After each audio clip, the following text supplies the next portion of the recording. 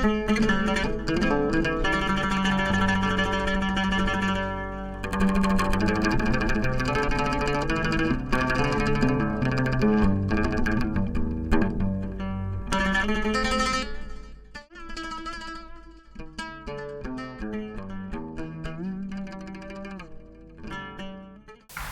the rules are we need to keep this respectful.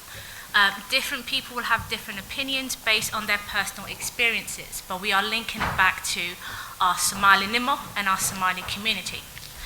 Now, with that, I'm going to start with the first question, which is, do we, Somalis, struggle with our identity? And if so, what are the factors?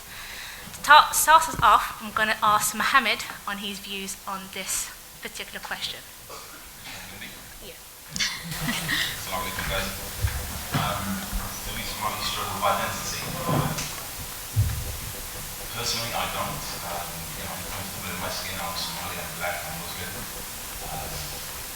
All these different things mean different things to other people. But from the work I do, I've seen a lot of young people who've come to me who say they struggle with identity. Identity within the family household, and identity when it comes to the day-to-day, whether it's in school or with their friends and their peer groups. It seems like they've got a facade that they've got on as soon as they leave the house and they become a separate person. So, that's an issue some of these kids are dealing with. They don't understand what it means to be Somali because they've never, lived back home in the way. They've kind of lost that culture. And then, when they're at home, it's sort of being imposed on them as they put it to you.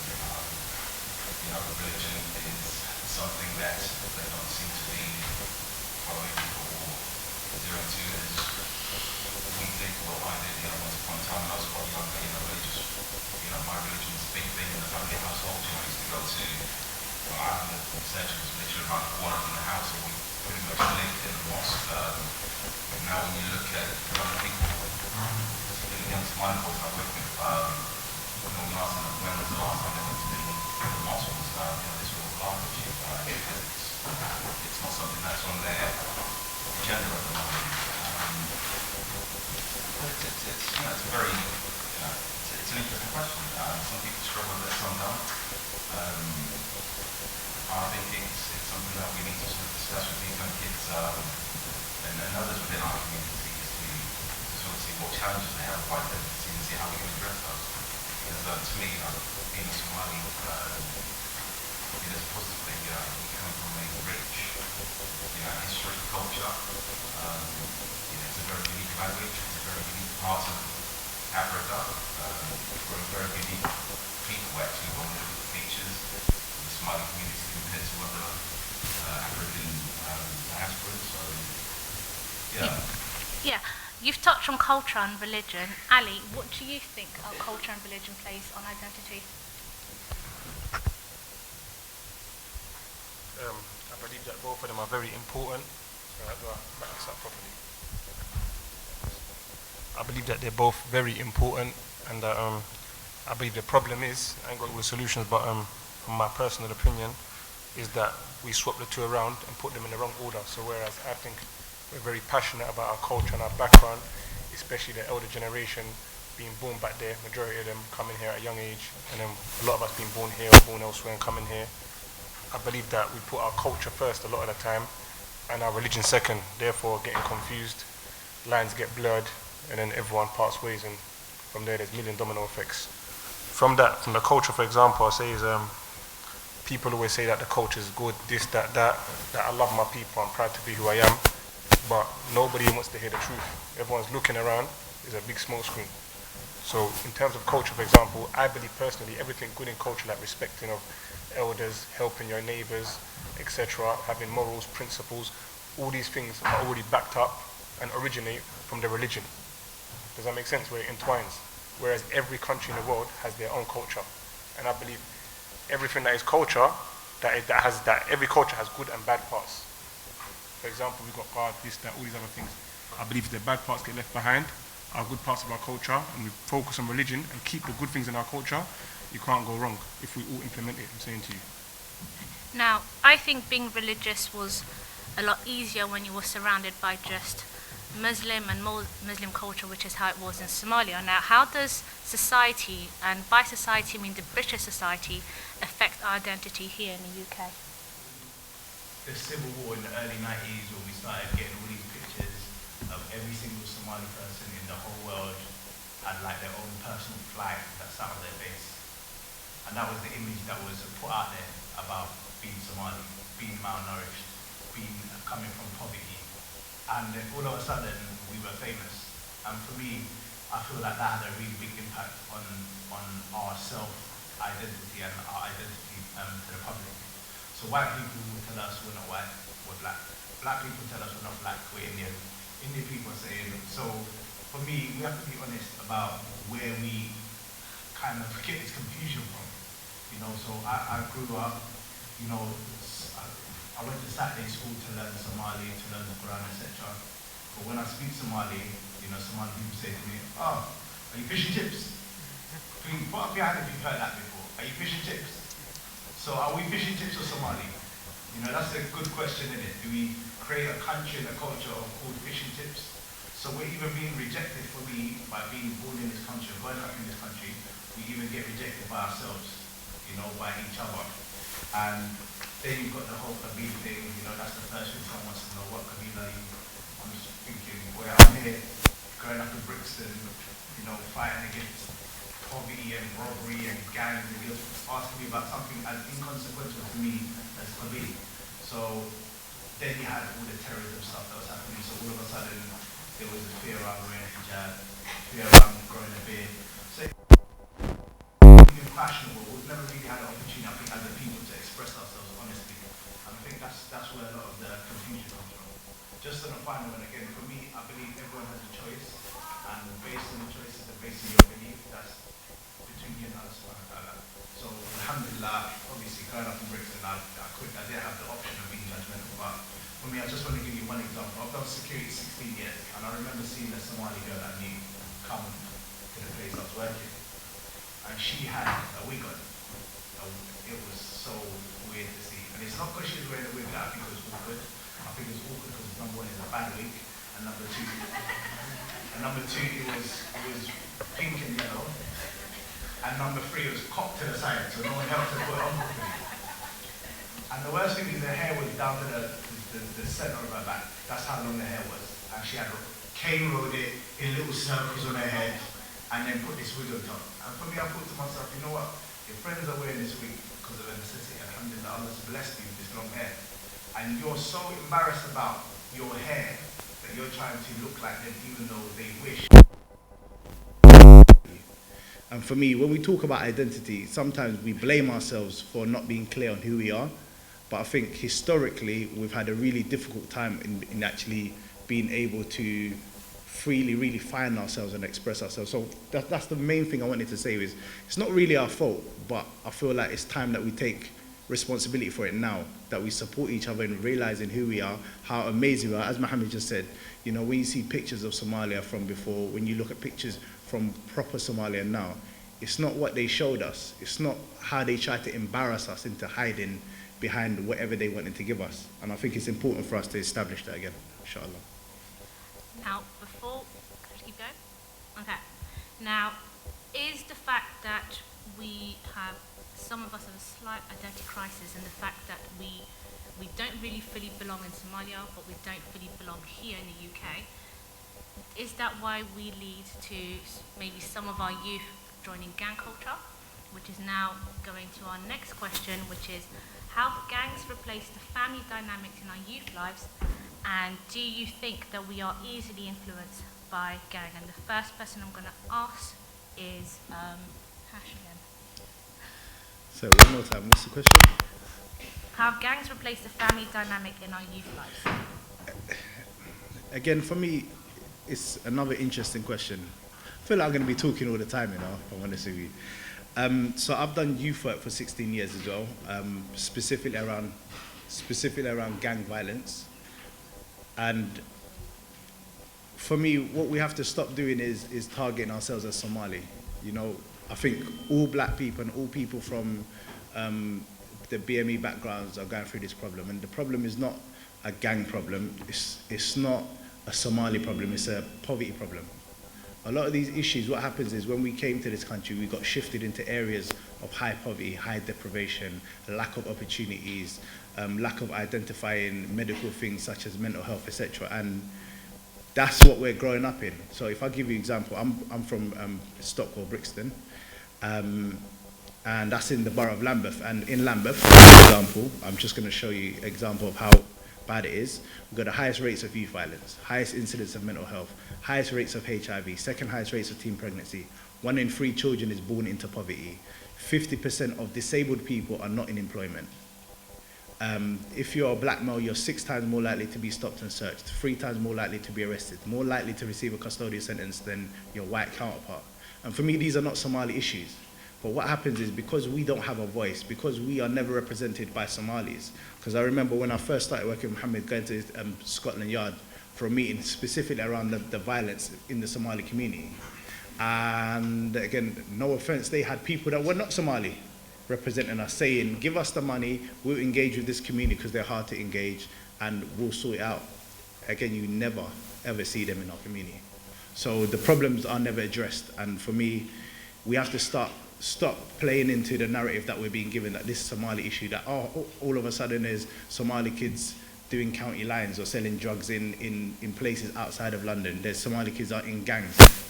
Everyone's in gangs. Everyone sells drugs. Because of poverty, they're looking for opportunities. They're looking for ways to change the issues that they're going through, you know?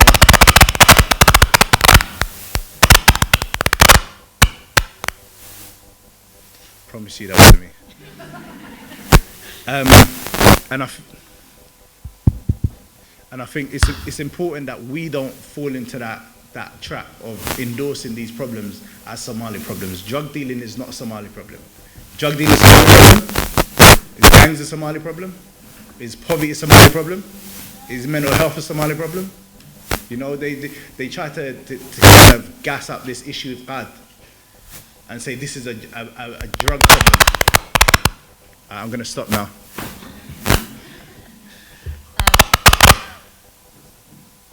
Shall I keep going? Now, you've mentioned about mental health, and I know that Fatiha knows a lot about how mental health has links to actual young people joining gangs within our community. Assalamu alaikum. There's been research that shows that there's a high level of burden of mental health illness faced by young people that are involved in gangs. They are at risk of mental health conditions which include conduct disorder, antisocial personality disorder, anxiety, and drugs and alcohol dependency. Violence is very normal in gangs. They are at risk of violence, both being perpetrators and being victims as well. And a lot of the talks and research into gang violence is always around boys, but also girls are also at risk of being in gangs. Girls involved in gangs are particularly vulnerable, not just to mental health, but also problems resulting from sexual violences and partner violences as well. So I think we also need to focus on Somali girls and the risk of them also going to gangs or being abused by gang members. Now, you mentioned about how are we victim or perpetrators. Now, my personal belief is depending on your age, you are a victim or perpetrator. I personally believe if you are in your 20s, you are now a perpetrator. If you are below 20, I think you are a victim. Now, I don't know if the rest of the panel actually agrees with me or disagrees. No, there's a point where you cross a line and you're not, you sort of transition from, being groomed into actually physically being a member of the gang. And, I can't tell you what age or at what point that is. I've never been in the gang life. I've spoken to kids who are involved in gang activity, and it's a strange thing for them to sort of understand, that there is a line. You might have been groomed by your elders, as they put it, but there comes a point where you are no longer a vulnerable young chap. You're part of this gang life, and you're willing to take part in it.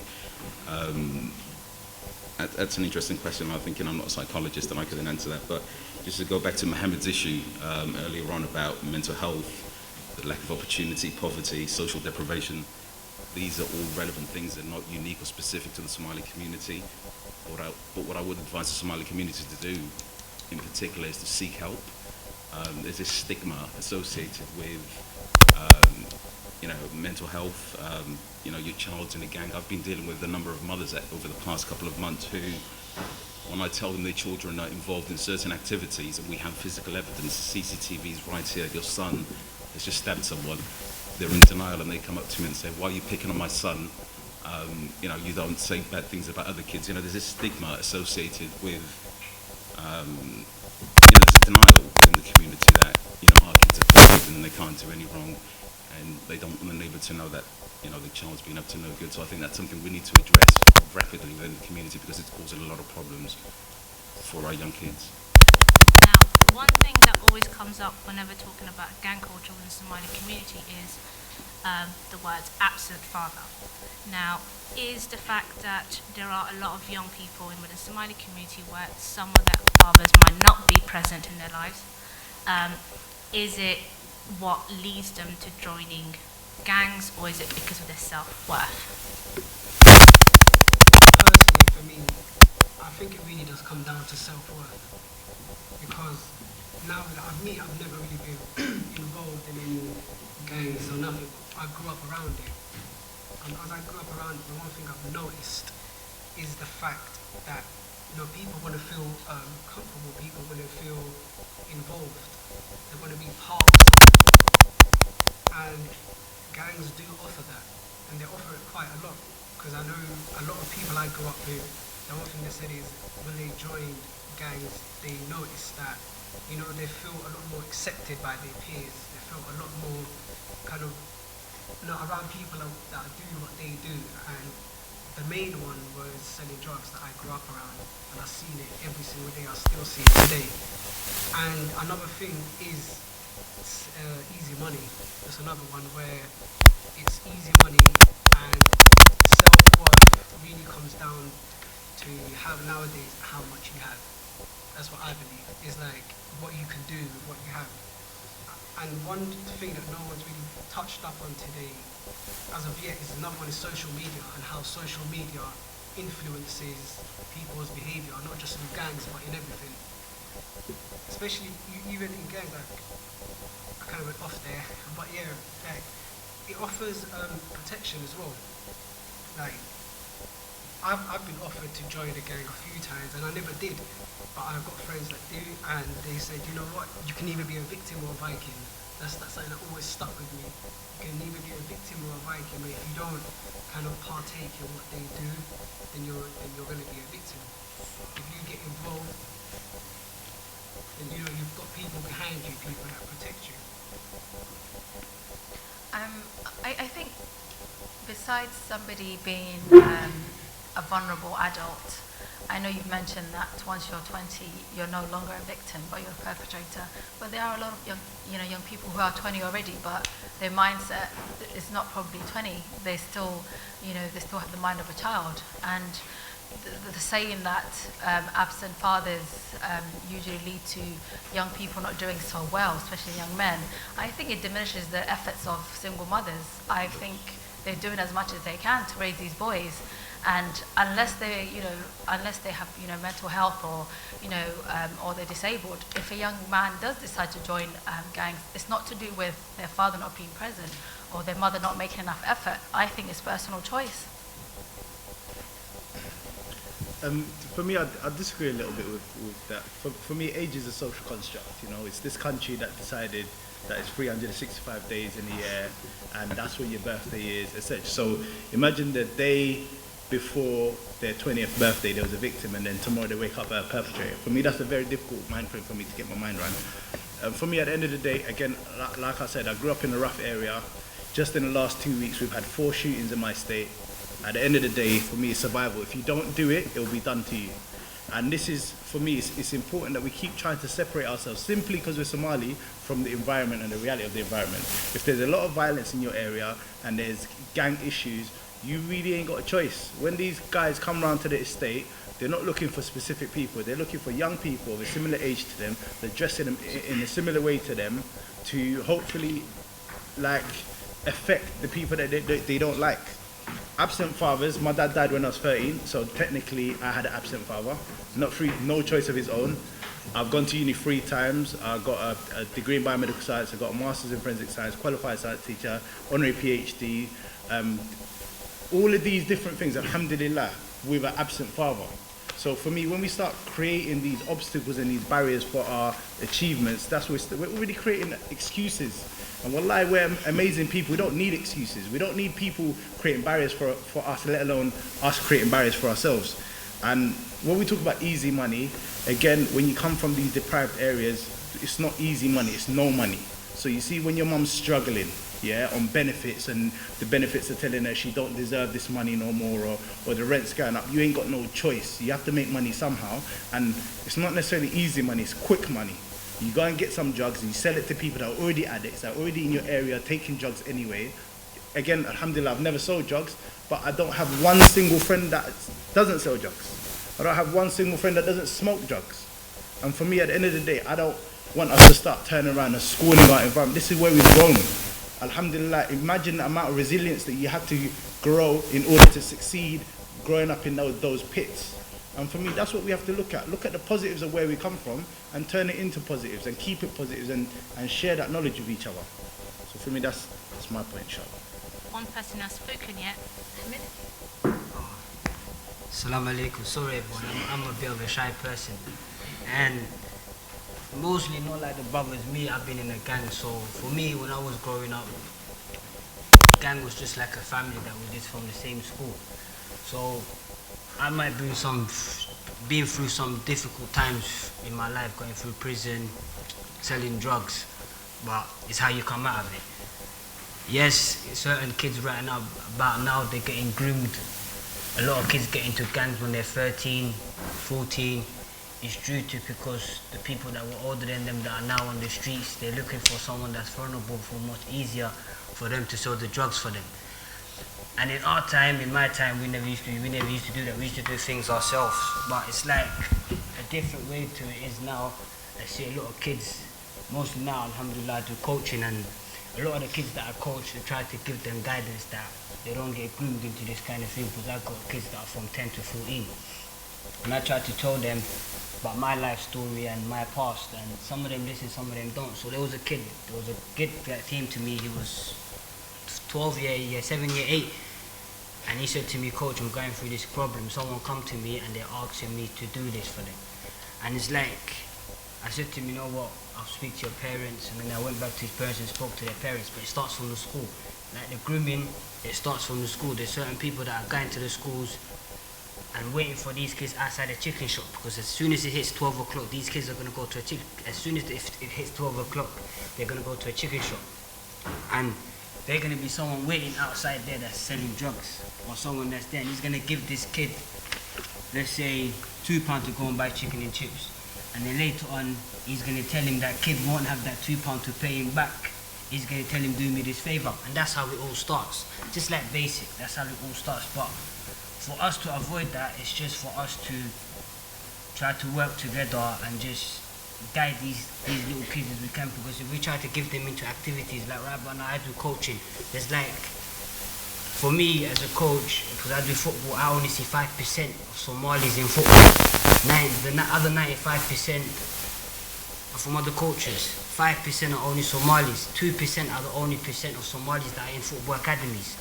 So it's like when I go to academy centres like Arsenal, Chelsea or Tottenham, I only see one Somali player that's in the youth development. So it's like we're taking the kids, we're not giving them a lot of football activities, boxing, whatever it is for our kids to get in, because if we get them into activities, we get them into something, they might move on from that and try to look to a future where they say, I want to be a footballer, I want to be a boxer, I want to be a wrestler, whatever it is, as long as you keep them off them streets. And it's like, it's just trying to do what we can do best, inshallah.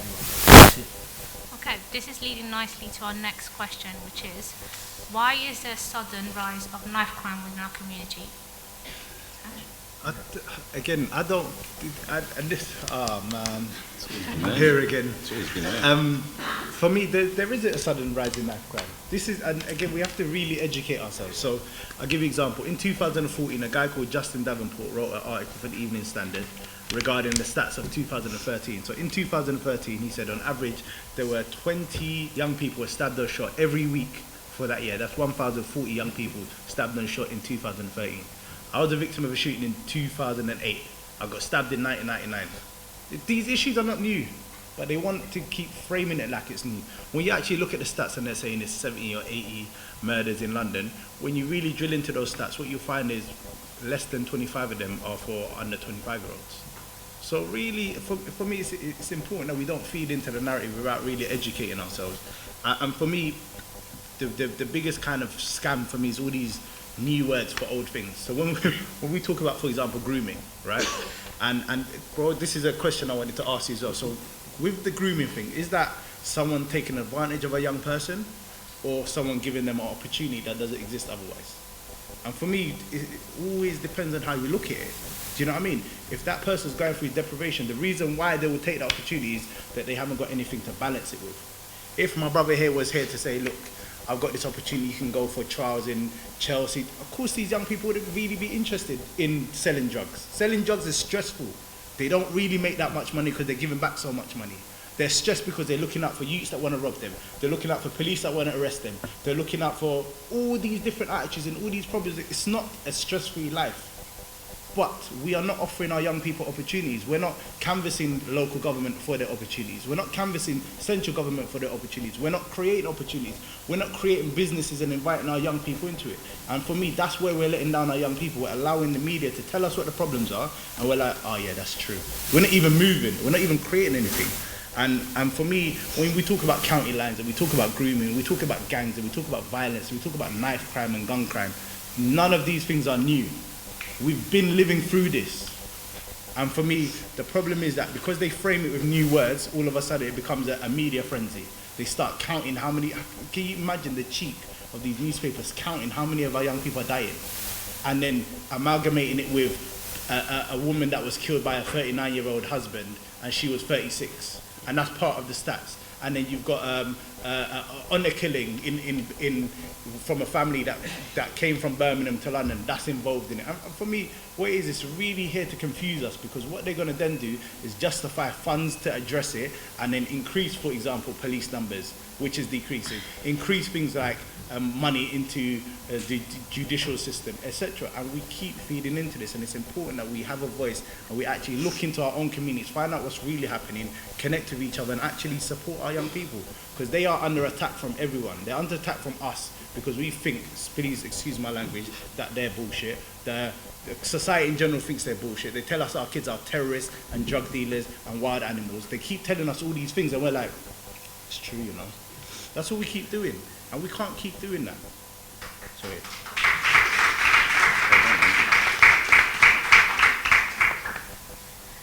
Now, before I move on to our final one, which I think, because knife crime is not new. However, the one thing that is now newer, especially in our society and especially even in the UK, is county line of drugs. Now, there are some people who might not know what that means, which is why we have Isbeddel, who's in the audience, to introduce what county line is.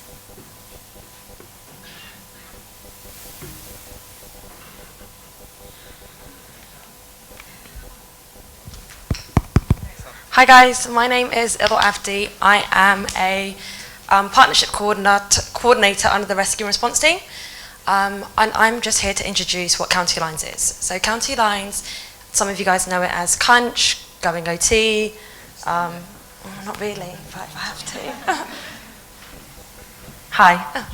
So some of you guys know it as County Lines, Cunch, Going OT, out there. It's got many different words and it's changed over time. So County Lines is the exportation of drugs from London to cities outside of London. There are lines inside London as well, but my team specifically focuses on lines outside of London. So the way County Lines works and how Crunch works is that they'll get a young person from, as Dr. I can't remember how your name is, Mohammed Hashi said, they'll get a young person from a poor place, stricken with poverty, and give them the opportunity to make money and support their family. So the young person will, in the sense they're kind of seen as an upgrade, so they're not just dealing with regular kind of street drugs, they've been given that opportunity to kind of prove themselves to the gang to be able to sell drugs out to another city. So what usually happens is the main gang member will go to, I work in Brent, so they'll go, one of Brent lines is in Bedfordshire, so they'll go to Bedfordshire, scope out the area, find a vulnerable person, usually that has mental health issues or has disabilities or has a range of issues, speak to the young person, and cuckoo their home. By cuckooing their home, they'll take possession of their property for a number of days, a number of weeks, and they'll sell drugs from there. They will find a young person from that area who will then plug drugs up their bum using condoms or saran wrap or Vaseline, however it's done, and that young person will transport that drugs to the city. You can only imagine the health implications that affects having, if anything happens to that drug, anything will happen to that young person. Sorry, I'm really bad at public speaking, as you can tell.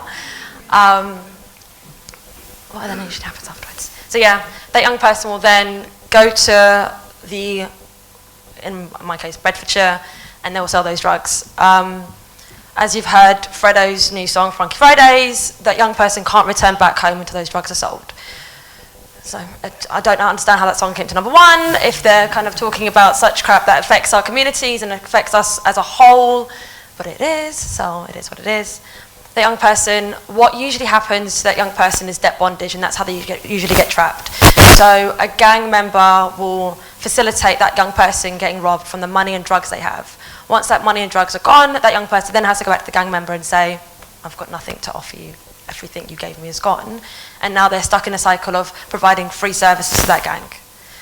So as Dr. Hashi said, to me, it's not a new issue. It's an issue that's been happening for years, but our service has been funded for the next 3 years to find the issues, first of all, find the lines that are actually existing within London and try to tackle or decapitate, is what the police call it, the top of the heads who are actually running these lines and try to provide services for young people.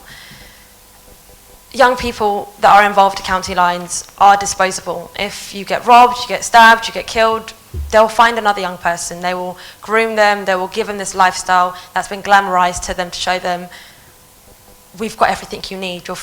Usually it's kids that are in care, kids that have no family background and are, in a sense, lost. And they kind of sold this dream of gangs. When it comes to county lines, it's not those that are just in gangs. It is, we found just regular people that have, well, not regular, but people that are not associated with gangs dealing with county lines as well. So, sorry, I'm really bad at public speaking, so sorry if that wasn't great. But if you've got any questions, feel free to ask me, and I'm more than happy to help. One thing, whilst I'm here, is what I do want to say is, if you feel that there is a young person involved in county lines that you know personally that isn't known to social services, I know there's a stigma about social services, they're going to take your kids away and that you're not going to have, they're going to destroy your whole family. Social services are there to help. I don't work for social services, never have worked for social services, but they're not going to take your kids away. If you know someone that is affected by county lines, contact Trident Police, contact the police, contact our service, and we'll do what we can to help them to make sure that this glorified life that's been sold to them isn't anymore. But yeah. Thank you. Sorry, guys. One thing I like to say is telltale signs about if a child or young person is involved in county lines is them going missing, or let's say they might not come into school, so they might be missing for a weekend, a week, because they've gone to work, pretty much. Another telltale sign is them having new clothes or new piece of new phone or anything that is new that the parent has not bought them. If they've got this new expensive coat and they might say, oh, my friend got it for me, or it's my friend's, it's likelihood it's not their friends, it's somebody has funded that and they are now in debt to the gang. Now, a question that I have is, are Somalis unfairly signalled as perpetrators by the National Crime Agency? And I'm going to give that question to Mohammed. We unfairly signalled out. I don't know. I think when it comes to county lines, it's definitely not a new phenomenon. It's been. I grew up in Cardiff, and I remember as young as 9, 8, back in the early 90s, gangs from London, the Peckham Young Guns, gangs from Manchester, Donington and Gooch were coming down to sell drugs in Cardiff because they saturated their territories in London and Manchester. So it's definitely not a new phenomenon. The National Crime Agency recently produced a report where they highlighted that Somalis were a particular problem in certain cities, Manchester, London, and I think Birmingham were particularly flagged. And I met with a couple of guys from the National Crime Agency, and I tried to explain to them the challenges they, will find with the Somali community and why it is that they're seeing them in these places like London, Manchester, and elsewhere. Because, as I said earlier, we're a very unique community. We're all over the country. We have networks, we have cousins, aunts, uncles. So it's easy for me to go to Cardiff today and set up a line because I know people there. And it's very, very similar for the Somali community. Other members of the Somali community find other networks in places where they have family members. So I don't think we are being, signalled out. I think we're just being picked up. Police are getting better at detecting the telltale signs of people who are running counter lines. They're tracking certain individuals from gangs. They're tracking certain rental companies are working with the police. So when certain individuals rent cars, their license is flagged to the police, and they know what vehicle they're in, where they're likely to be heading on ARP cameras, and then they'll pick them up. So, I think that's where we're sort of falling into this trap. What I would say is that the government recently introduced new legislation, the Modern Day Slavery Bill, and that's what they are prosecuting people who are doing county lines under at the moment. And unfortunately, the first 2 cases in the United Kingdom have both been Somali guys. I personally believe the reason for that is because we're a low-hanging fruit. As they say, we have not got the support networks within the community to sort of challenge the police, the authorities, the state when it comes to certain things like this. We don't know our rights, so it's something to be aware of. If your young brothers get picked up on a counter line issue, there are people out there who can help you, can help challenge, can help speak up for them in court. And as Isbeddel said, if you are genuinely concerned about anyone who's involved in counter lines, there is a unit within the Metropolitan Police, the Trident Gang Unit, who have a small extraction team to genuinely help people come out before it's too late. So, reach out to people like Isbeddel. I will give them the contact details for that particular unit, and if there's anyone that you feel might be involved in counter lines, they can reach out to them and they'll give you advice. Assalamu alaikum. Yo, can you hear me? Yeah? Thank you, bro. Nice one. Yeah, what I want to say is about this topic that we're speaking about. Me personally, obviously I'm here on behalf of the charity Isbeddel, but I'm here as me as well. So everyone here, all the brothers and sisters, we're here on different narratives and angles. Me personally, I'm not here for the police. I don't care for the police. I'm here for you lot. As a Muslim, as a Somali person, I love you lot. You lot are like my extended family. I'll keep it 100 with you. I ain't here to be popular or nothing. What I'm saying to you is this. There's so much issues with our community, and I might not be able to word it right, but I agree with all, if not the majority of what Dr. Hashi has said. Like a lot of these things, statistics, slogans, reuse names, we need this, we need that, what Ben? It's a massive smoke screen, it's a lie, it's a blame game, the whole thing's a pantomime. Like everyone here, I don't need no clapping, we're alright, we don't need no clapping, we're Muslim, we're good. But what I'm saying is, all we need, on a serious note, what we need is, and this applies to myself first because I'm not no righteous person or nothing, everyone, you have the answer you're looking for. The answer is very more simple than you think it is. Everyone here is Muslim. So we're speaking about every single solution. Correct me if I'm wrong, I've not heard once the Quran or the Sunnah get mentioned once. And this is coming from arguably the worst of people in the building. I'm just speaking the truth though as it is. You have the answers. You see the little brother that say, wow. What I'm saying is what we need, we don't know what's best for us all the time. You know what I'm saying to you? We can't come here as Muslims, practicing or not, and have some confused aqidah. Like, we know what's right, we know what's wrong. We've all lived different walks of life. On this panel, sitting up there, I've come across a lot of people in life that may not be necessarily doing good things or have made mistakes in the past, but they know what's right from wrong, and they won't lie to your face, they won't sugarcoat it or confuse you. Does that make sense? Not saying, doing certain things is wrong or doing this. I'm not saying nothing specific here. But what I will tell you is this: I'm not here to speak on me personally, because I'm not qualified to speak on a lot of things anyway. Right? I ain't been in a gang, so I don't know. And knife crime, like Dr. Haji, is a complicated topic. There's not just one thing. You might find 20 drunk Polish guys one night. This all adds to the stats. I don't know how they gather the information. I don't know. But what I will tell you is this: year, where a lot of our people are confused. Identity, like Somalians are saying that they're not black. Some of them are saying they are. It's just mad. And then later on, when you go to school and you fight, you're like, bruv, it's a circus. Like, we're from East Africa, our skin is not white, we are black, we're Muslim. So all of this stuff, Mado, this, whatever that, what's ISI, is very stupid. It's like when the old lady says, Abaha Wahan, she's cussing her husband. It don't make sense. So a lot of the answer, just more A to B, I'll say to you, and just, yeah, man, be sincere, do your research, know what you're talking about, and don't infiltrate and inform on each other. Do not do this. Because you're going to talk community. The guy's been helping the auntie with her bags for 15 years. He goes prison. The same lady who was getting help with her bags having a cup of tea in someone else's house going, hebel no shoka da, he's finished. This is not, you know what I'm saying to you, had the toilet, you're going to say maha da when it's your kid. It's a joke thing. So all I say is we be sincere, you know what I'm saying, purify intentions, and just want good for one another. I'll leave it as that. No clapping.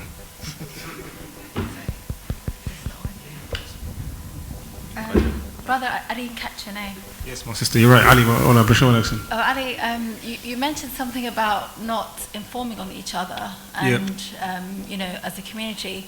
Yeah. But if one person's behavior and disorder can bring a whole community down, should we as a community protect that person and take it upon ourselves to take on his, you know, whatever he's done? Should the community be punished for that, or should we put the bad bag outside? I'm not justifying nobody's wrongdoings, first of all, or I'm not saying as aid and abet. I'm just saying to you, is this person real, by the way? Is it hypothetical? No, you mentioned I'm thinking if there's one guy, why are we doing this panel? Where's this guy you're talking about? I'm talking about the guy that was carrying somebody's bags that you mentioned.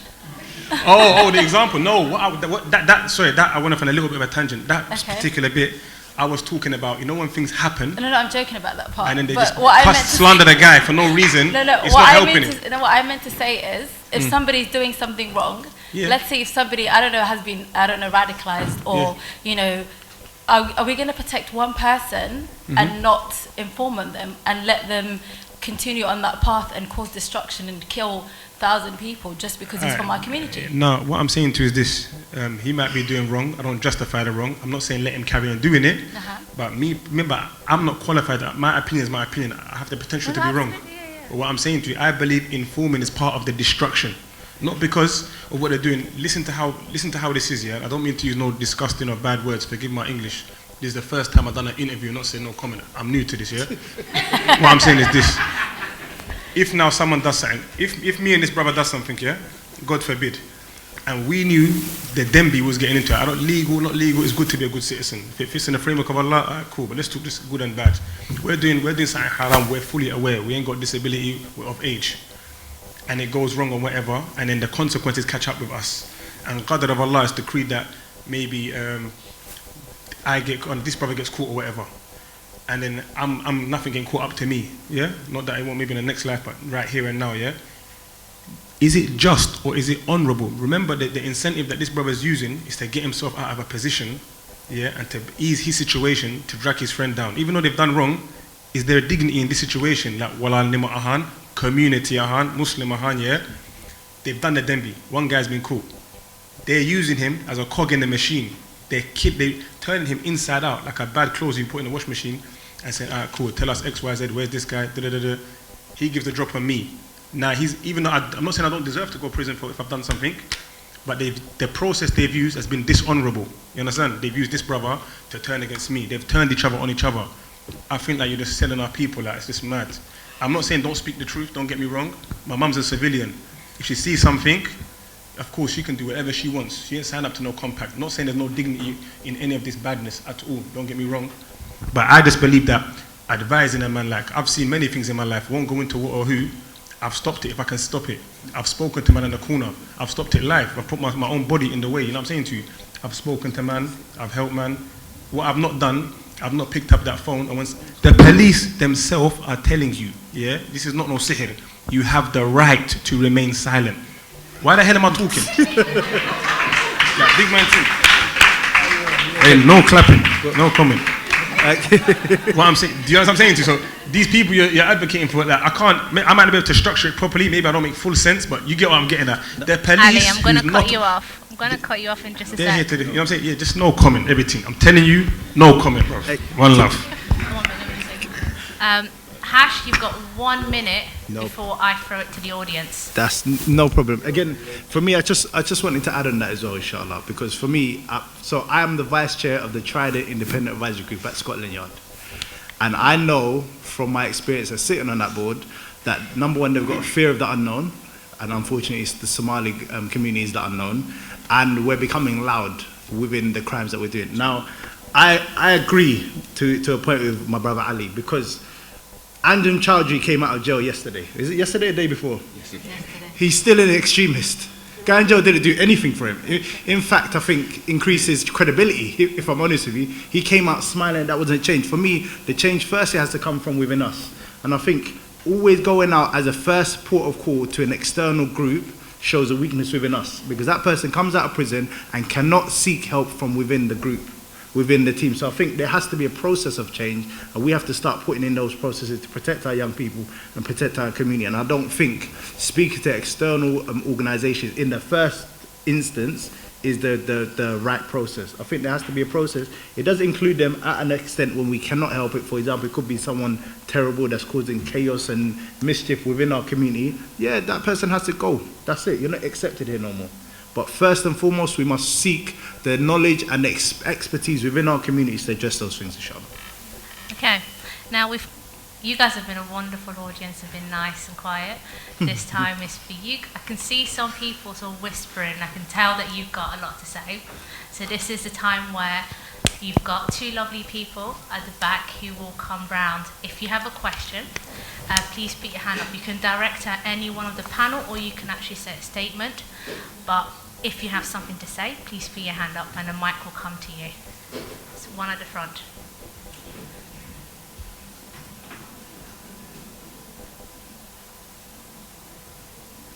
Sorry.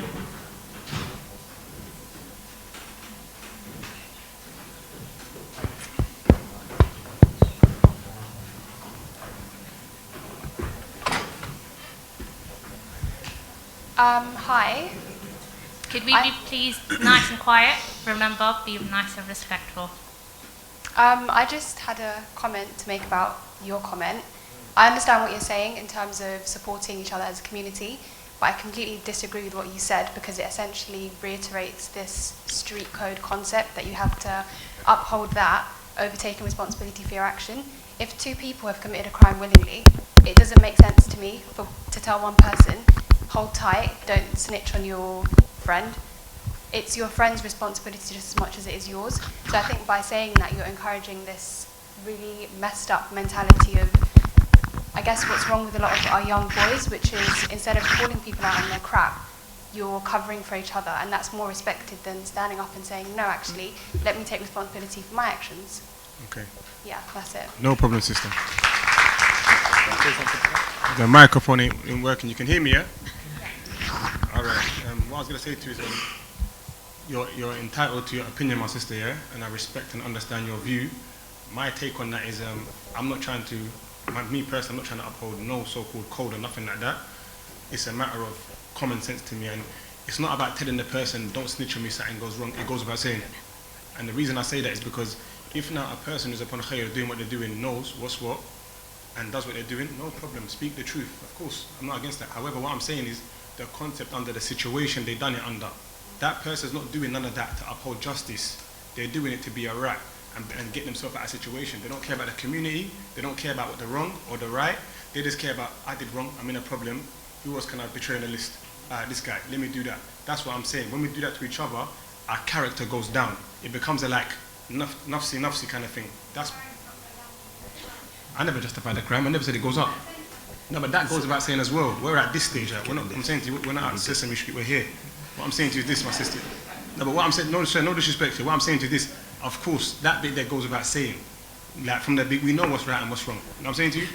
But moving on from that, where we at, where me and you are talking about, yeah, the part on the seesaw we're on, when someone does that and a question you ask me, you're saying that, is it right for the person to say hold tight?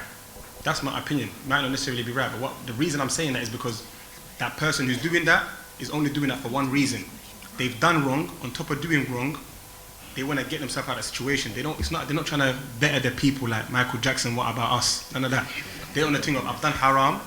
Let me just betray this guy and get less time. That's what I mean. Does that make sense? So it's another wrong. It's like two wrongs don't make a right. If that makes sense. The crime obviously is totally wrong, of course. Whatever catches up to them. It's their business between them and their maker.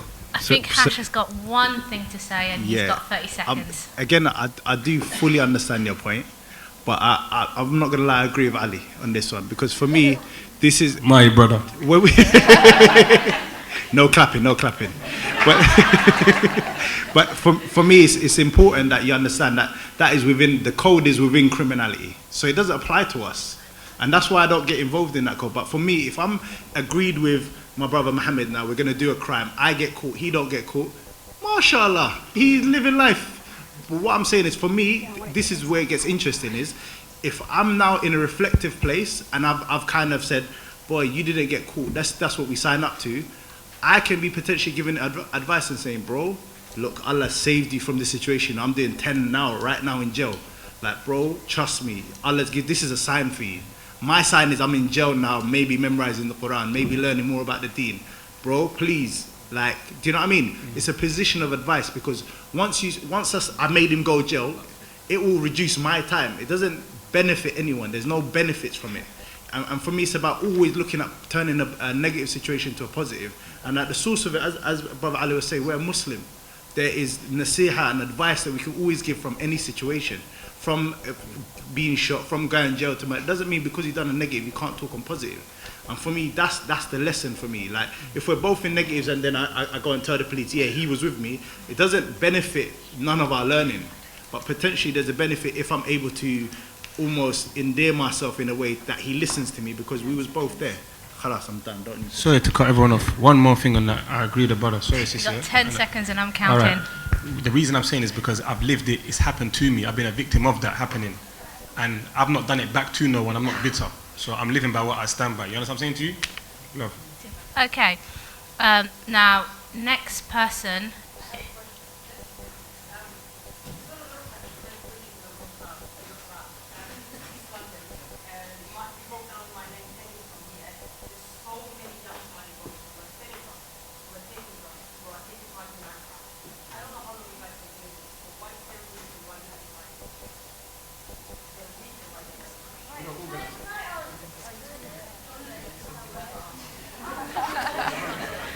Sorry.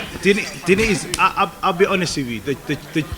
Guys, the truth is about this. Again, like I said, I've done youth for 16 years now. Like, with the worst kids in terms of their actions, not in terms of their personalities or who they are, and they're not really interested in these kind of forums. Remember, they're very vulnerable, regardless of the fact that they're perpetrators, and these things frighten them. It terrifies them. Again, not to start preaching about, but I just recently done an article with the Evening Standard with a young person who is a gang member. He's been arrested 5 times with a knife. Do you know what I mean? And he went in the newspaper, right? And he spoke about his experiences. He spoke about at the age of 5 that his uncle got shot in the face 5 times, and he heard it from where he was, right?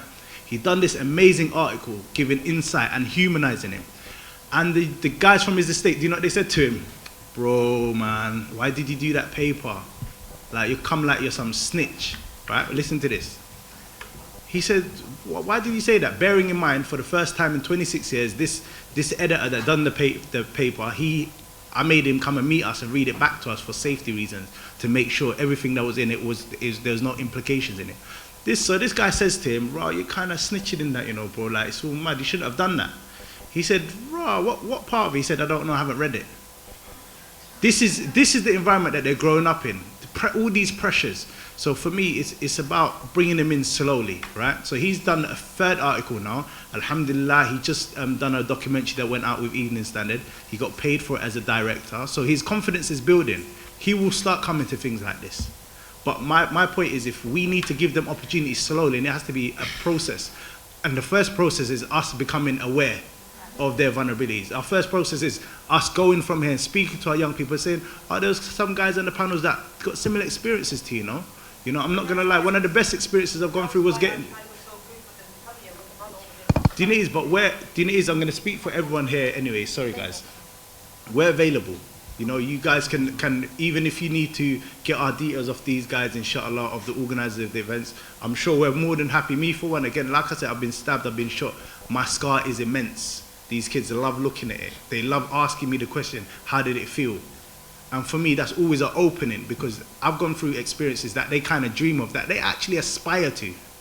But I went 2 months laying in the bed, not able to get up. I went almost a year not being able to use my arm. I went through the doctor telling me I've got 70% chance of never using my arm again.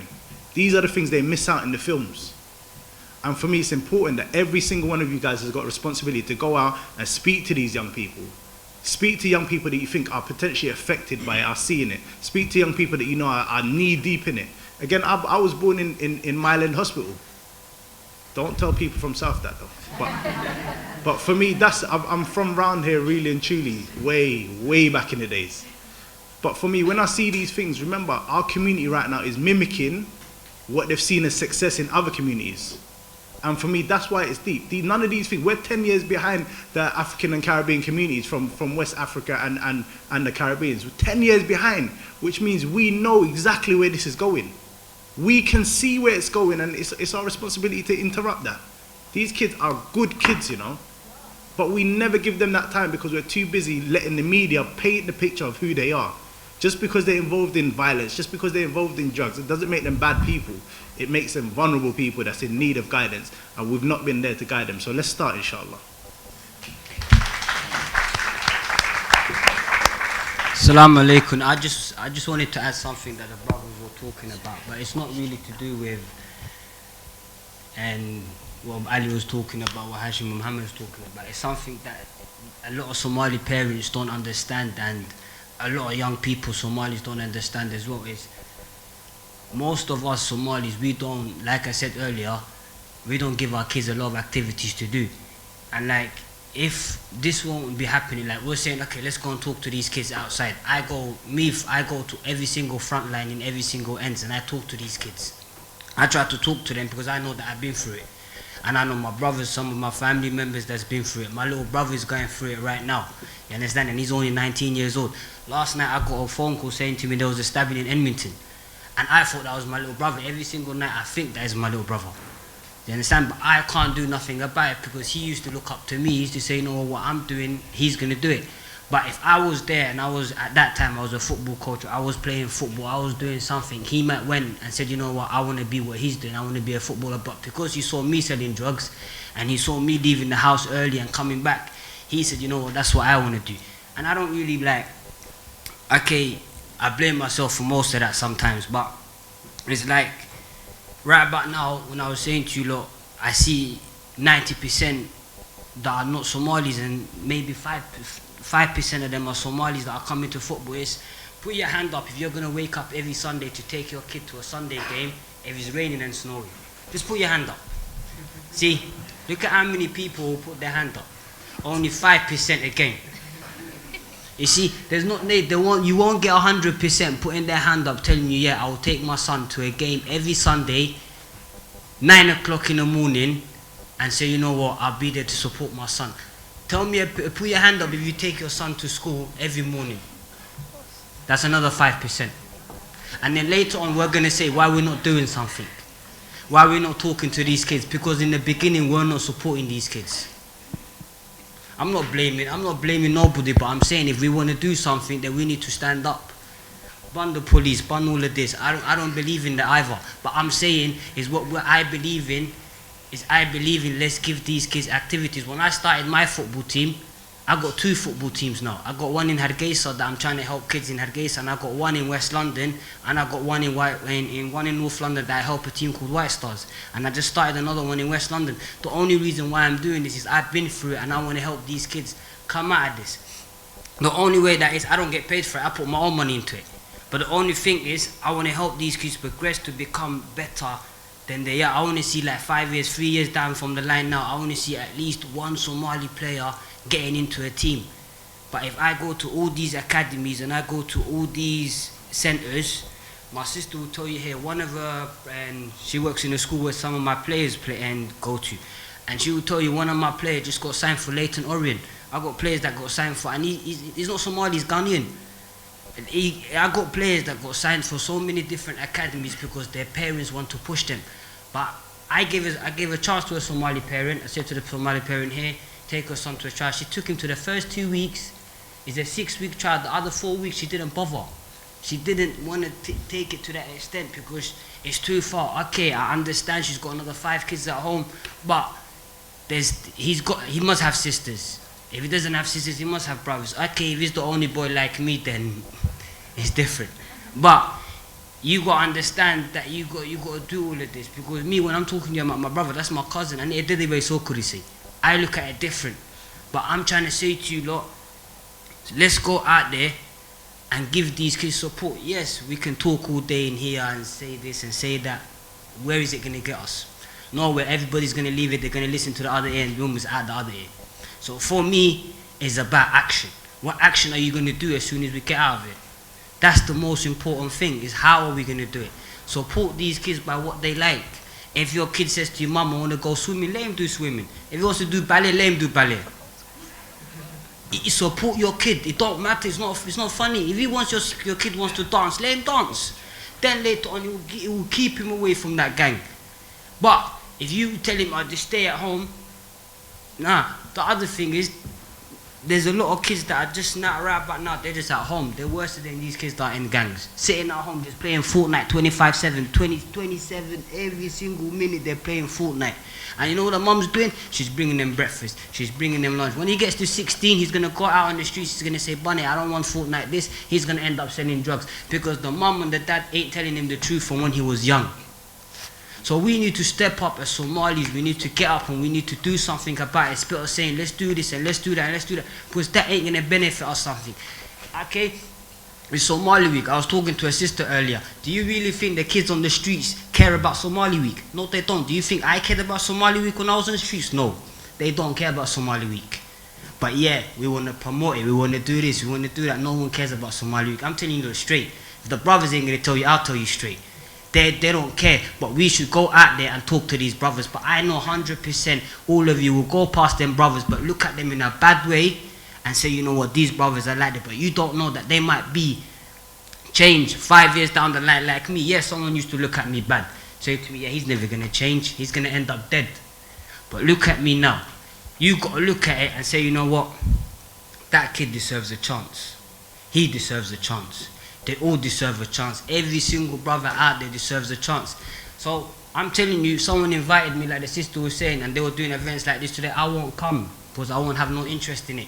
But if someone came to me and sat down with me and said to me, you know what, we're doing this for a good cause, come down and see it for yourself. Maybe I wouldn't have came down for myself. But let's be honest, put your hand up. If you're going to tell me you're going to walk past McDonald's in Edmonton, you're going to walk past McDonald's in down the road here, and you're going to talk to any of them brothers and you're going to tell them what caused you to get into this. Put your hand up if you're going to do it. 5% again. We got to look at it and see that what we are doing right now, we've got to try and build it and build it and build it, because that's the only way that we're going to get far. That is the only way that we're going to get far. Give your kids a chance. Everything starts from the house. Right about now, that kid that's on the street has got a mum, has got a dad. Ahmed, you've got 10 seconds. Everything starts from the home, so we just got to try and build it and build it and build it, and inshallah we'll get better. No clapping. Thank you. I'll clap. Next question. I will clap just for that. Next question, I think the person has the mic ready. Go on. Sorry. I just wanted to ask not ask, actually contribute 2 points. I think when we have the discussion about whether a child or a young adult is a victim or perpetrator, I think that's where it goes wrong. I'm over here. I think that's quite a dangerous conversation to have, because once we label them, we haven't unpicked the situation that led them there. So by saying that's, oh, he's under 20, he's a victim, over 20, we're already dismissing everything they've been through. We've already dismissed all the issues that are society based, not just at the home. And going to your point, what you said about not telling the police, I agree with you, and that's coming from someone that works for the government. What I'm saying is there's a reason that a community has to step up. As a Somali individual, we have to be the first point of call. We can't go and call the police already straight away, because you're setting that child up to fail. Once a child goes up to into a system, what's left when he comes out? Less likely to get a job, less likely to go back into education. So why are we not doing something beforehand? There's so many Somali organizations that are doing so much to help these young children. Yes, they're trying to prevent it, but there's also organizations there for, as in terms of rehab, helping them get back into society. So instead of talking about these young children or calling the police, have you taken all the steps necessary before you reported them? I'm not saying don't report them, but there are steps beforehand to be done and things to be addressed. Got one question at the front. Hi guys, Assalamu alaikum. Firstly, thank you guys for putting this event together and sharing all your opinions and ideas on this topic. My question is more of a practical question. So, majority of people here are Somali women, right? And I'd like to think that the Somali woman is the backbone of the Somali community. So we've got a lot of, I'd say, a lot of our boys fall into the gang culture, gang life and things like that. And more time, if I try to approach them or try to speak to them, they want to hear it, but they ain't really trying to hear it. So what practical things can I do as a woman that can advise a brother or break through to a brother? That's basically my question, yeah. What practical things can you suggest that I can do to help brothers? So the first one is, yeah, when you're approaching them, if you got a little lean in your walk, right? No, do you know, it's about the network. What are you offering when you go into them? And for me, a lot of the time we fall into that narrative of tell them they're doing something. They know they're doing something wrong. That's why their heart beats fast when you're walking up to them. That's why they're always looking over their shoulder for police and boys in hoodies and etc. etc. They know, but they don't have the opportunity. So if you're saying to them, would you be interested in doing an apprenticeship? I've got someone who's doing an apprenticeship, £15,000 a year. This is how much it equates to. I'm not necessarily saying stop what you're doing, but I'm saying you won't be able to do it at the same time. This is what do you know what I mean? But a lot of the time as well, it's not just about the opportunity, it's about getting them to the capacity that they can take advantage of the opportunities. Some of our kids are dyslexic. I got diagnosed with dyslexia the third time I went uni, 2 months before graduating from my master's. So for me, that's nonsense. And what does that mean? There's cultural barrier, there's a language barrier, there's understanding of the environment. There's all these barriers that our young people have got.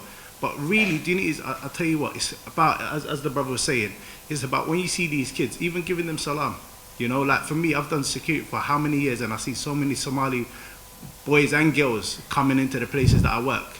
And something that always really makes me happy is that it's always lovely, like give salam, talk, you know what I mean? And we're quite a social people, but sometimes we allow the images that we've got in our head and the preconceptions of who these people are, what they do, to put that fear in us, and especially with our young people, they can smell that. If you're approaching them with fear or disdain, you know, there might be a little look on your face that just flashes up. For me, it's about actually accepting them for their flaws and then actually giving them those opportunities. I feel like I do accept them and I go in with the intention was good. I go there, gas them up, tell them you can do this.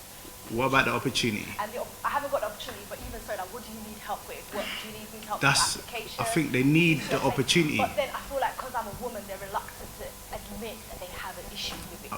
Sis, I promise you, as soon as you've got something to give them, they don't care if you're an alien. They just want something physical, because a lot of the time we give them idealistic opportunities. We say to them, bro, you're better than this. I believe in you, you're fantastic. And he's sitting there thinking, I feel the same as I did yesterday. I haven't got money, there's no money in my pocket still, there's no job. For me, like I said, and for me, why I say this is, I've worked with the African Caribbean community for the last 16 years specifically. And for me, they are, as I said, 10 years advanced in their issues and in their obstacles, etc. And for me, it's so easy, once you've got an opportunity for them, to divert them from what they was doing. Like I said, this kid, now... Actually got 10 seconds. No problem. The documentary came out on Wednesday, so in order for him to get paid, he had to stay out of trouble. The guy stayed in his house for 7 days straight. And I'm like, that's what opportunities does. Thank you. Can I quickly respond to the sister's question? She wants to quickly respond to the sister's question. Oh, you go so for it. give it to her. You respond, and then I'll have my piece after. 1 minute. Sorry, what was your name? Iqra, I get what you said about being a Somali female and your opinion or, you know, your advice might not be received as highly as a male counterpart. I've had somebody come up to me at a work function. They said to me, this role should have been given to a male who's much older than me. And I think the community has a long way to go in terms of gender and age issues. So don't give up, keep going. But I think it's not something that's on you if, you know, they don't take on your advice as a woman. I think it's something that as a community we need to work on. Okay, next question. Sorry, can I quickly, no, there's this sister here, not this sister. She mentioned about, you know, not going to the police and dealing with the issues in the community. No, it's fine. I completely agree with you, but there's one point you actually said that there's numerous Somali community organisations out there doing great stuff. I disagree with that. I've been working with young kids for the last 10 years. There's a handful of Somali community organisations doing good stuff. Please, please, please call out those organisations who claim to be doing stuff and they're not doing stuff. Name and shame them. Get them to do stuff, because I get calls from the police when it's too late for the kids. They're already in prison. Okay, I think we've got time for one question, which is, you've got the mic already. Go on. That's you with the mask off. Thanks. Assalamu alaikum.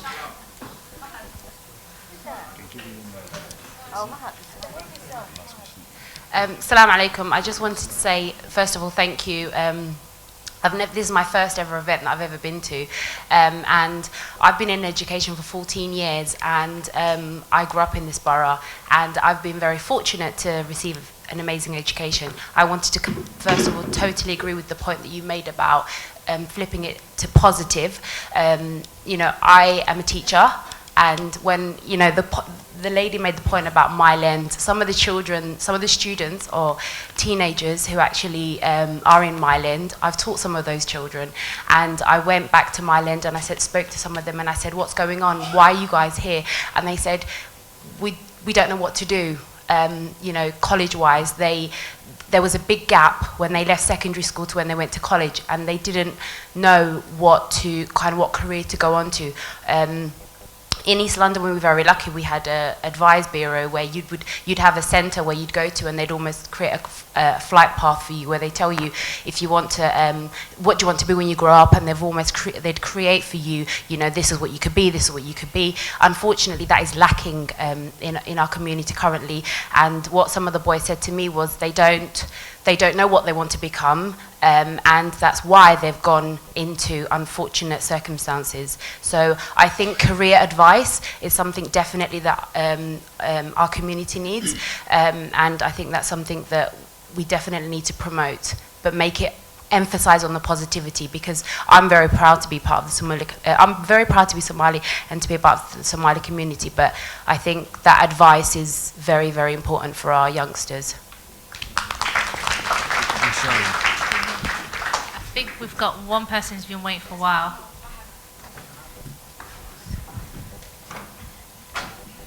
Assalamu alaikum wa rahmatullahi wa barakatuh. Wa salamai akhyarta. Sorry, I won't be long, don't worry.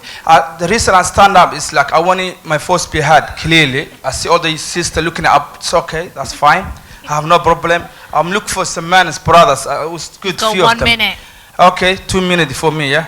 Special.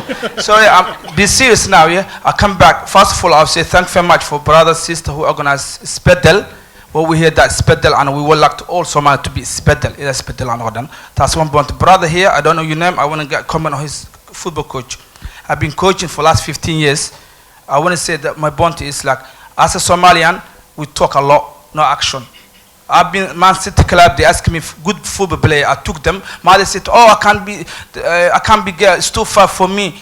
And brother asked me a question: who can go Sunday morning 9 o'clock for the take his son or into football club? There's no one can do it. Maybe one or two.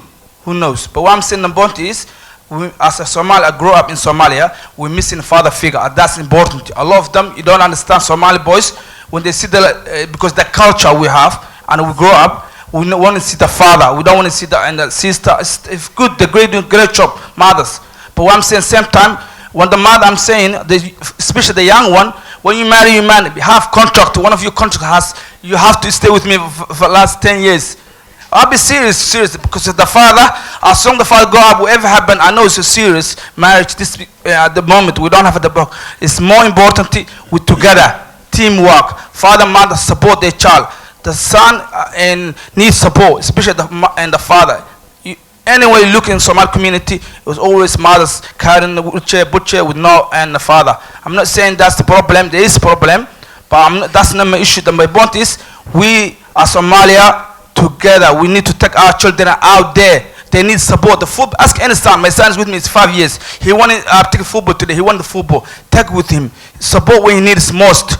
The kids like school, they want the dad to be, what's my dad? Kids ask each other. He wants to Sunday football. That's what they like to talk about. They see Arsenal, the football, that's what they like. That's the kind of thing we lack in our community. And that's what we need to focus. That from today, let's do Isbeddel. All the fathers, including myself, let's be Isbeddel from today. And Allah, let's support our sister. Thank you very much.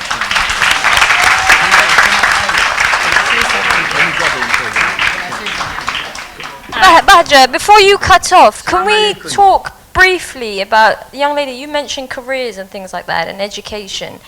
What do you think of the exclusions to prison pipeline we have at the moment? So the big influx of Somali kids that are getting kicked out of school, and services are available, but as Somalis we don't know what they are. So can we do a little bit about that? Nice and brief is that when a child's getting excluded, it gets presented to the governor, to the chair of governors. If you look around in a governor's seating, none of them are Somali. Most of them are either white, British, but you can become a parent governor. If there are more people that look like you that's representing for you, then now people will fight for you. However, if the entire governor, no one's Somali and no one is in a minority, you get presented a child, you just read what's on the data, and you have no sympathy for them. Therefore, I think that is why there is a high number of Somali kids getting excluded, but also you've got to remember that our kids are not the easiest kids to teach. There are a couple mothers, I can tell that there are some mothers who, oh, it's my son, oh, it's a boy, the boy's being difficult. We've got to also balance out that there are some students who are doing the bad things, but they don't have representation within the governor system. Can I just add this though? Just an important one to add to my brother's thing and what he was saying. So I was a football coach as well until I started getting old. And we had the best football team in Lambeth, but there was one specific kid, so professional. And his mum used to take him football every single Saturday from the age of 9 till 17, from 4 o'clock in the morning. And there's an issue for us. Again, like I said, we're a bit behind, right? Because all we really respect is be a doctor, be a lawyer, be a pilot. Actually, we can't afford that, scrap that. Be a doctor or a lawyer. And this kid now, alhamdulillah, he's done very well. He was grinding from 9 till 17, going to these clubs. 4 o'clock in the morning, his mum was taking him. And for me, it's important that we understand the reality. He now plays for Liverpool. He's earning £70,000 a week. That mum cashed in on that investment. And we don't really get that. So when we're talking about our young people, we need to support them in their dreams, but we've got a responsibility to also put in that infrastructure, that safety net, that if they decide that doesn't work out for them, they've got an education, they've got a different understanding. And for me, we don't invest enough in our kids. £70,000 a week, they will never worry about money ever again. And for me, it's because she believed in her son, she believed in her son's dream, and she invested in that. Ali has got something to say. Have you got something?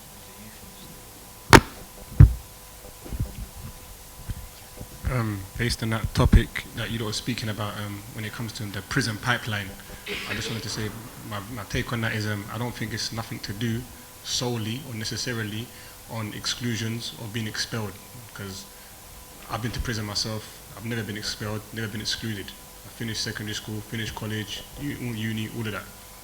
Open uni in jail, all of that. So it's nothing to do with that. I think it goes down to the cliche, the old school topic of right and wrong. You can be working your whole life, one day work in a bank, see 50 grand, make a bad decision.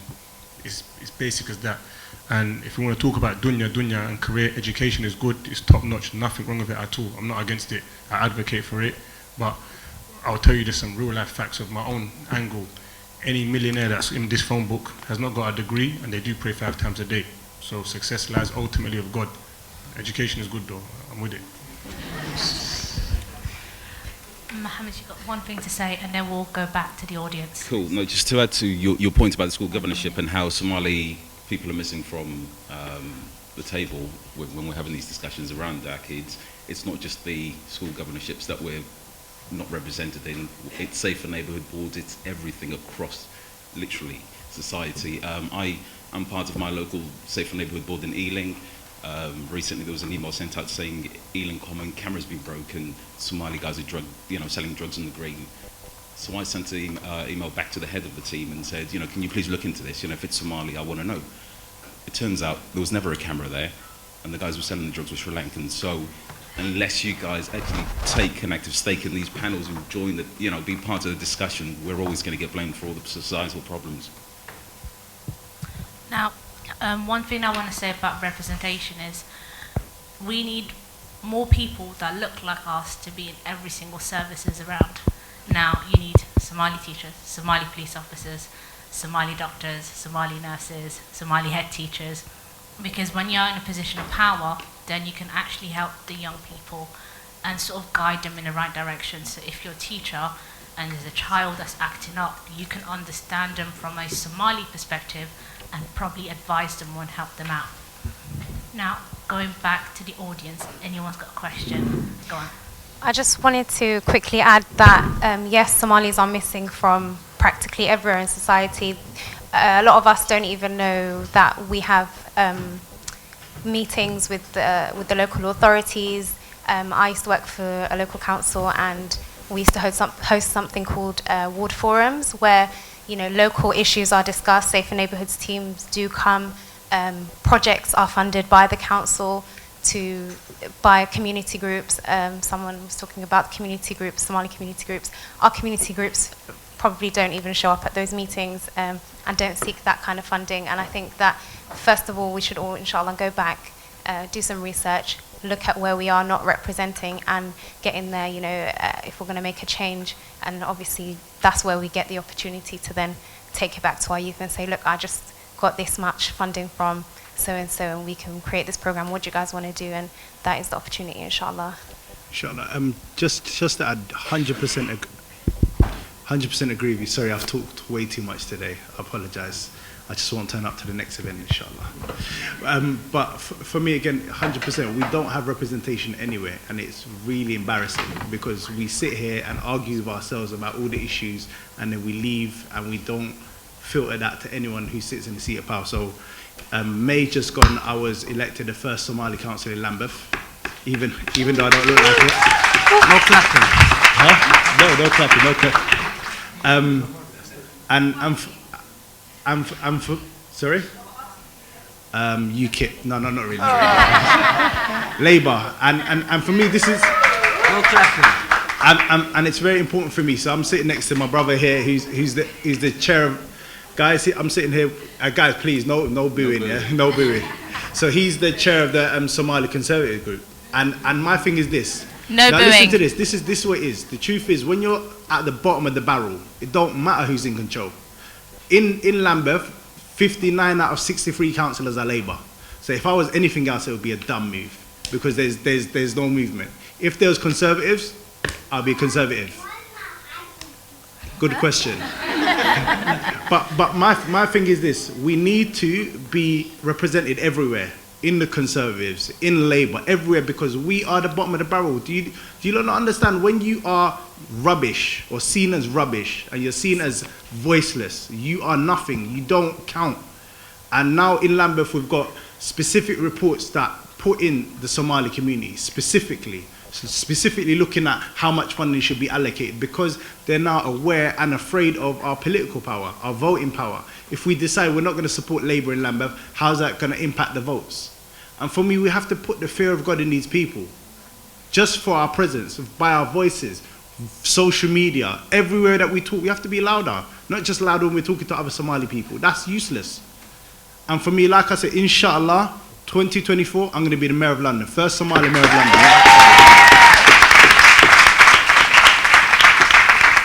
So like I said, our ambition, sorry to cut you, 5 seconds.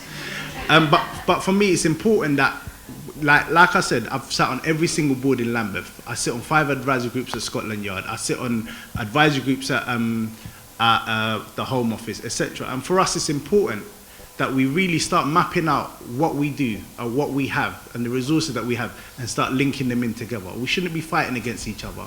We should be linking schools in together. We should be linking political parties together for the benefit of our people. Because again, we've been severely underrepresented and violated for so many years. Imagine this in 2018 that we're having this conversation. 2018, we're having this conversation now to start something. That's quite embarrassing, but inshallah we fast track the progress, inshallah. Next question at the top.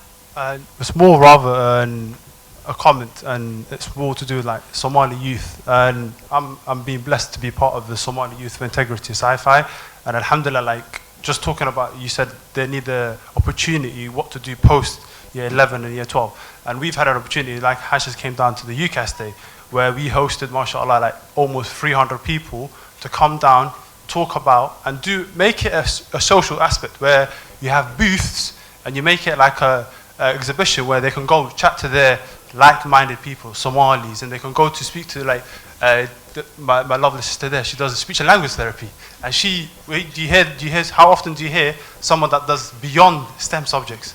And what we're trying to do now, inshallah, we take on the advice and we make it happen. And like Hashi, mashallah, he's a great ambassador and he's doing a lot, but support each other and make it a culture. Now look at this, Somali societies in universities. Most of you guys, if you've gone to university, Somali societies never used to exist.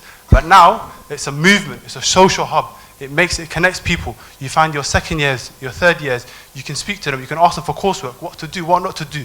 You give them a route, you give them a pathway, they turn away from the other path. So it's all about offering them a path, give them opportunities, and please, like, collaborate. One thing we do a lot is we do not collaborate. And network as well. We just lack that opportunity. Like besides me, I'm sitting here with engineers. Like my brothers here, these two, they are part of a big association of engineers, and now we've got association of medicine. And they've reached a cap where they can hold big events, especially tailored to the industry and how to get there. And they work for big companies. So it's all about collaboratively support each other. And like this opportunity here, it's like you said, sister, like you want them to be here, but we give them other opportunities. We give them retreats. We give them a whole month, a February fundraiser. We give a lot of like culture nights, activities, mountain climb, but it's all about supporting each other, inshallah. And social media is a big thing. Next question at the front.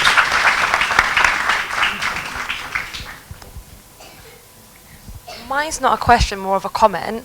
So before the role that I'm in now, I used to work for the council dealing with construction. And I found that there was a number of apprenticeships available, and St. Ralph's Estates in the area that has the highest unemployment rate, the highest crime rate, with the high concentration of Somalis. So I put it upon myself to run a jobs fair there, to do door-to-door knocking on the estate as well, to let Somalis know that this service was available, as well as that there is something called the living room there. And I would hold surgeries there to kind of get young people into education, training, or an apprenticeship. I did that for 2 months. I think I had one Somali person turn up. The jobs fair, we had 300 people turn up, 7 of those were Somali. So it's about taking the opportunities that are available. Instead of, I did all the door-to-door knocking just to show that as a Somali woman, it's not just any random person doing it, it's someone from your community that wants to help you guys. None. I think the year before, I think we had like 7 apprentices that went in. This year we had 85, not one was Somali. And that's not without trying. So the opportunities are available. It's about taking the opportunities when they present themselves, because we can throw opportunities at people, throw opportunities at young people, throw opportunities at parents as well. It's not just the young, it's of all ages. But unless they want to take it, it's a waste of resources, a waste of time. I think last year they did like a cultural day. The Help Somali Foundation did that. I think their budget was, I can't remember what their budget was, but the whole budget was spent on ice cream. How is that meant to help the community? So it's about doing things when opportunities, like letting people know, go forward for the opportunities. Because I know you were talking about opportunities aren't available. Every council, they're building something everywhere. There's Section 106 everywhere. There's apprenticeships everywhere. Tap into them. And that's a quick, easy route, because if they live in the local authority, they have no choice, in a sense, but to employ them. So that's that. The next question, we've got the young man over there with a puma top.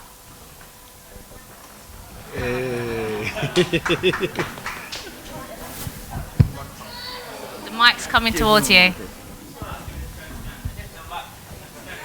Even if he stands, he's too short, so.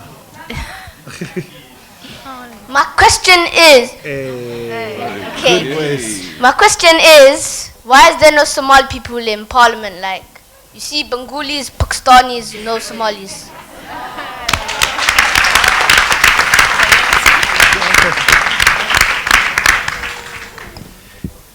Give me. Somali ma idinku weydiin karaa? Inshallah. Aan idil baan weydiinayaa. Waxaad ka hadashay county line-ka. waalidiinta Soomaalida ma baraarujaano ma baraarujisaano ma u tagtaano ma tidhaahdaan caruurtiina saas waxyaabaha saa ku dhacay ee ka taxadara.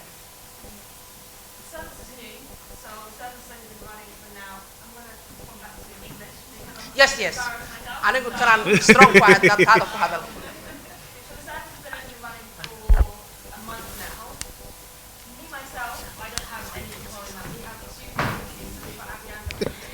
Idil, you've got 10 seconds.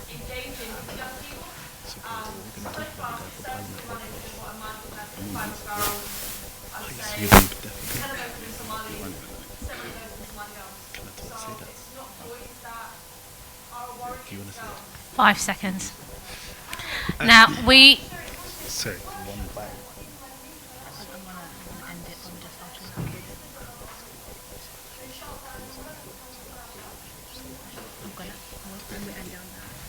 All right, we are finishing our time, but I want a last comment to be the answer to the young man in the puma top. Inshallah. Now, interestingly, we've never been represented at Parliament, but inshallah, again, I know you think it's going to be me in it, but actually, right next to me, Mohammed is here. He's actually already been put on the list to be up for election as an MP, inshallah ta'ala. Again, like I said, for me, colour doesn't matter, and I'm not talking about black and white, I'm talking about blue and red. For me, it's important that we have someone that represents our voice, our experiences, inshallah. So, Mohammed, wallahi, good luck. Thank you, I'm going to need it. What's your name? Ahmed, you're going to come out on canvas with me, yeah? See. It doesn't matter.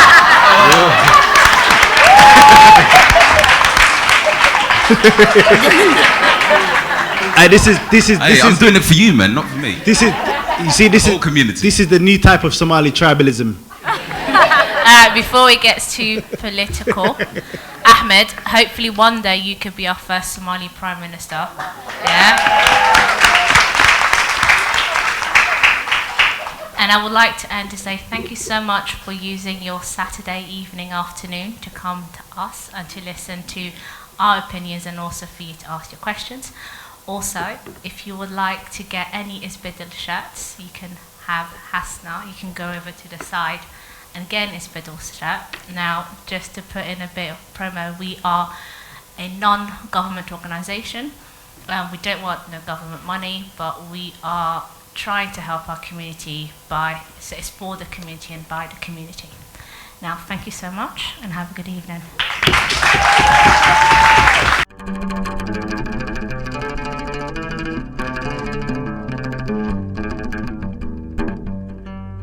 Thank you.